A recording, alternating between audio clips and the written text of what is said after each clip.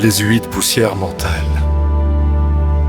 Le corps humain est un emprunt fait à origami, et seul le cœur nous appartient en propre.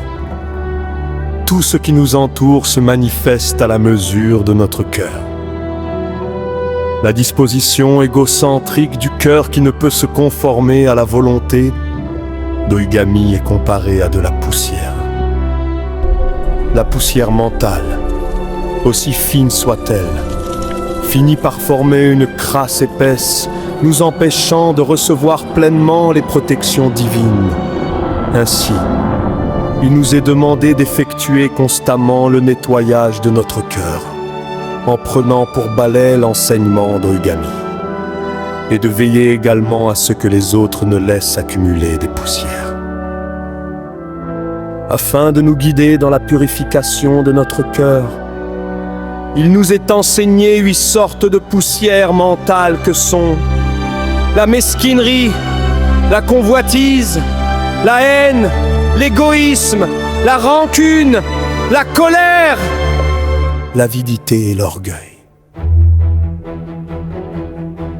La mesquinerie, manquer de sollicitude et de constance dans son devoir, payer ses impôts avec amertume, ne pas tenir compte de ses obligations personnelles vis-à-vis d'autrui, du monde et de la voie divine, refuser de rendre ce qui a été emprunté, ressentir le désir de vivre dans l'aisance, au détriment d'autrui. La convoitise, souhaiter gagner de l'argent sans se donner de la peine, vouloir vivre au-dessus de ses moyens, que ce soit sur le plan vestimentaire ou alimentaire, être en proie à une insatiable cupidité.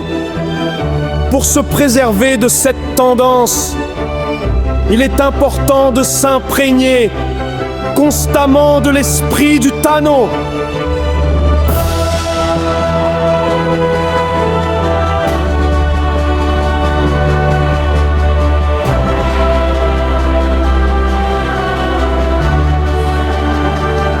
La haine, éprouver l'antipathie pour une personne parce que son conseil nous ennuie, dire du mal d'une personne et ricaner en manifestant de l'aversion et de l'irritation envers elle. La dispute conjugale et familiale puise sa source dans cette tendance capricieuse.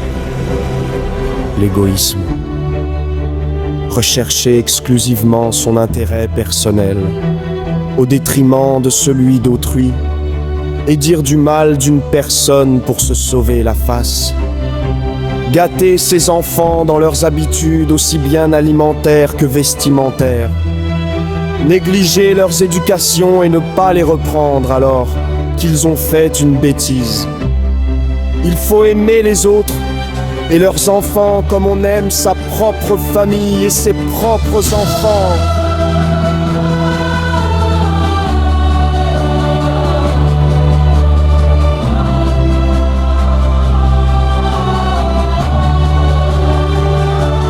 La rancune, sentiment hostile que l'on éprouve à l'encontre d'une personne en imaginant à tort qu'elle nous a humiliés, qu'elle pense et dit du mal de nous, ou qu'elle constitue un obstacle à nos projets, sans dresser l'inventaire de nos propres mérites, ni prendre en considération nos propres défauts.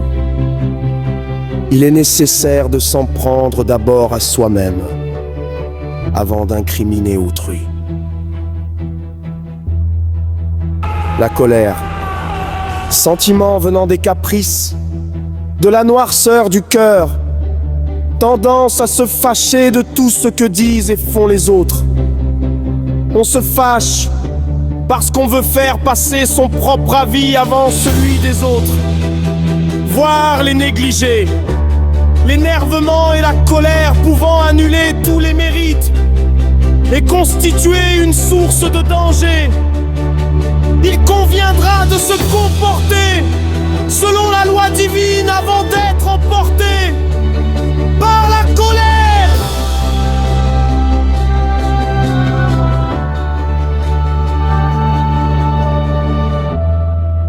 l'avidité.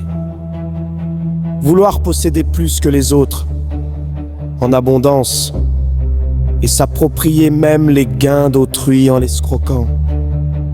Tendance à se jeter dans une entreprise téméraire pour prendre d'énormes profits, à se procurer les biens sans se donner la peine qui le mérite, et s'abandonner à la concupiscence. Manifestation d'un penchant arrogant et prétentieux. Prendre de grands airs et dédaigner autrui en abusant de son autorité et de sa supériorité. Tendance à flatter ses supérieurs et maltraiter les faibles, à se vanter de son intelligence, à mépriser autrui, à avoir l'air de tout savoir et à chercher les défauts des autres.